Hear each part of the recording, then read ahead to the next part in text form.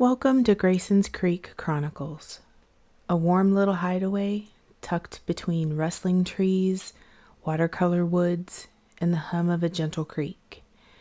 Around here, we celebrate slow moments, fall colors, soft yarn, and stories that feel like home. Pull up a chair on the porch. You're right on time. Today's story is about a band called McKenna Layne.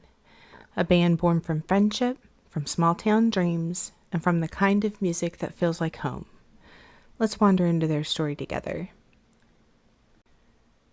The band didn't start on a stage. It started in a garage that smelled like cedar and motor oil, in a town where everyone knew everyone's middle name. The leader of the band, Rebecca Lynn McKenna, grew up on a quiet street lined with pecan trees.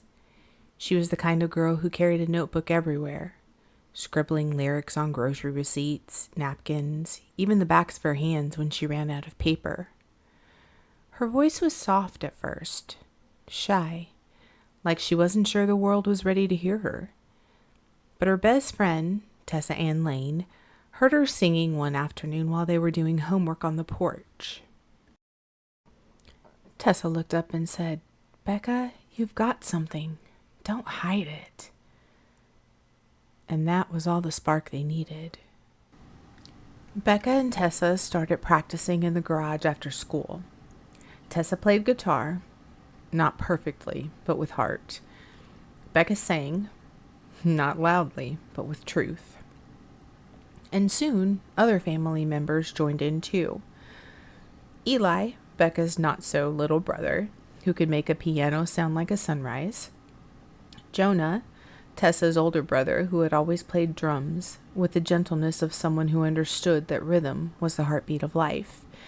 And later came Gage, Eli and Becca's cousin, who rounded out the ensemble on the bass guitar. They didn't call themselves a band at first. They were just some kids making noise and laughing until their stomachs hurt. But one night, after they finished a song Becca had written, the garage fell quiet. Tessa whispered, "We're a band now, aren't we?"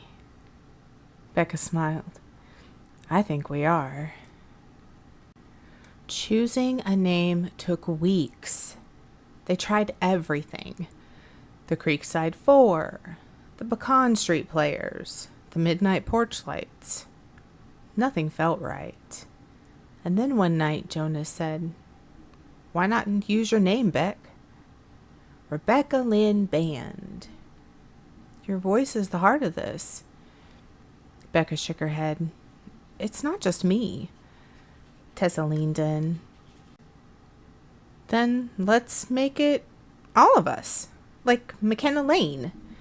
It sounds like a place, a feeling, a story or something." And it stuck. McKenna Layne, a band, and a home. Their first performance wasn't glamorous.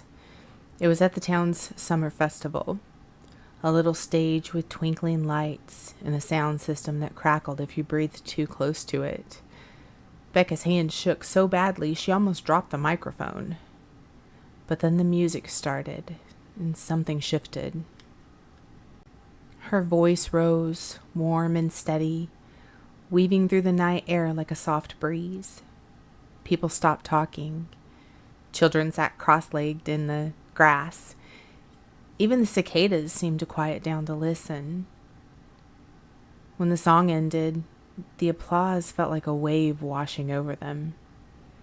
They weren't just kids in a garage anymore. They were McKenna Layne. They started playing at nearby towns. Coffee shops, farmers markets, tiny theaters with mismatched chairs. Their music wasn't loud or flashy. It was gentle, honest, the kind you play on a rainy morning or a long drive home. People really connected with it. A video of them performing under a string of fairy lights went viral. Suddenly, they were getting messages from places they've never even heard of. A small indie label reached out, not with promises of fame, but with a simple offer. We believe in your sound. And that was enough. Their first album was recorded in a converted barn that smelled like hay and old wood.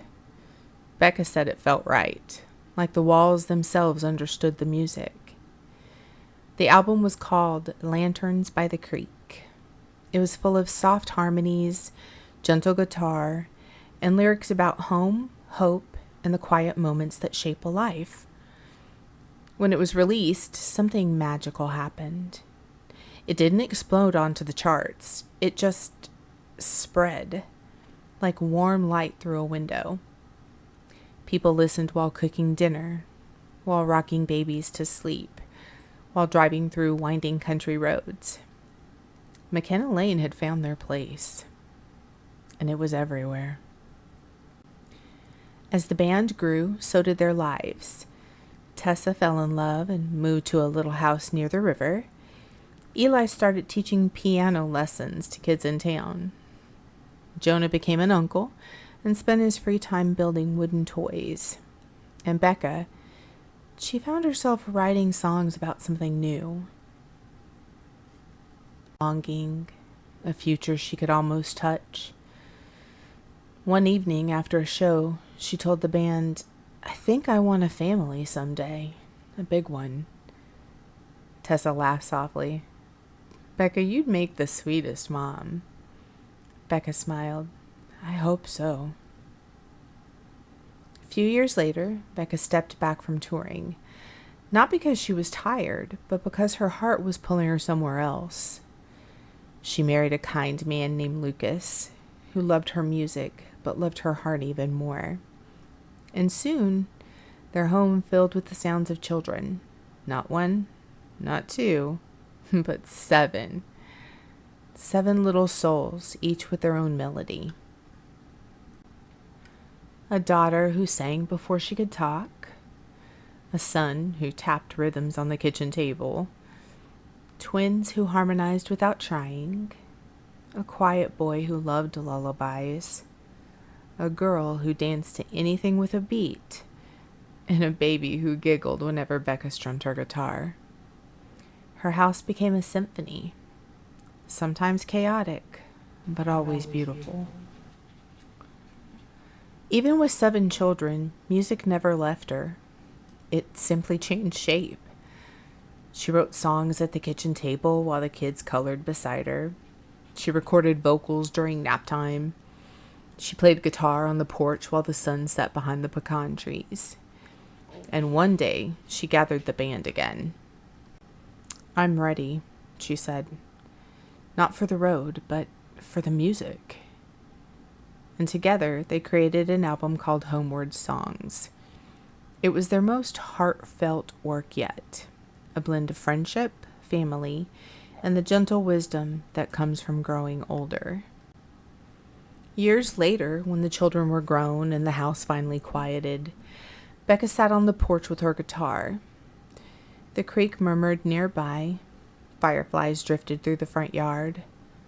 Lucas rocked beside her, his hands intertwined. She strummed a soft chord, the same one she played in the garage so many years ago. Her voice rose, warm and steady, and she realized something. McKenna Layne wasn't just a band. It was a story, a journey, a home. A reminder that music doesn't have to be loud to be powerful, and dreams don't have to be fast to be real. Becca smiled into the fading light.